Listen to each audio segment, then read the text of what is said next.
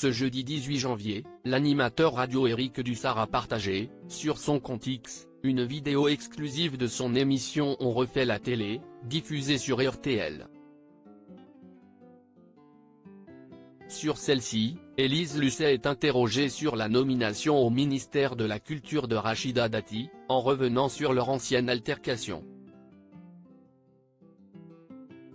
Pour rappel, en septembre 2015, un numéro de Cash Investigation était diffusé, dans lequel la journaliste de 60 ans tentait de savoir si la femme politique avait bel et bien un conflit d'intérêts avec GDF Suez. Dans les couloirs du Parlement européen, l'ancienne présentatrice de JT essayait d'interpeller Rachida Dati, qui refusait de répondre à ses questions et a fini par critiquer sa carrière médiatique qu'elle jugeait pathétique. Au micro de RTL, Élise Lucet a assuré qu'elle n'était pas du tout inquiète pour son avenir au sein de France Télévisions puisqu'aucun ministre n'intervient jamais pour changer l'organisation interne du groupe. Très franchement, je pense qu'on a eu, à plusieurs reprises, à discuter sur des plateaux. Je l'ai interviewé à plusieurs reprises, a-t-elle affirmé en estimant qu'aucune question n'est jamais mauvaise à poser. Supérieur à Rachida Dati, retour sur ses 15 ans de vie politique. Une émission sur le point d'être supprimée ?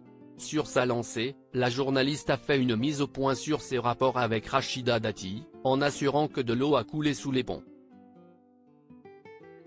Elle a dû changer d'avis, a-t-elle lâché avec le sourire en se remémorant les mots forts que la femme politique avait employés pour parler de son parcours dans les médias. On ne s'est pas revu depuis, a-t-elle néanmoins souligné. Quant à la nomination au ministère de la Culture de l'ancienne garde des Sceaux, Élise Lucet a tenu à préciser qu'elle n'allait pas sauter de joie et qu'elle ne le fait d'ailleurs jamais, pour aucune personnalité. Je fais mon boulot de manière professionnelle. A-t-elle lâché, en faisant taire ceux qui pensent que Rachida Dati serait en mesure de nommer le président et les journalistes de France Télévisions, et donc de mettre un terme à Cash Investigation. Ce n'est pas du tout comme ça que ça se passe, a-t-elle martelé fermement. Article écrit avec la collaboration de 6 médias Crédit Photo, Capture Écran RTL.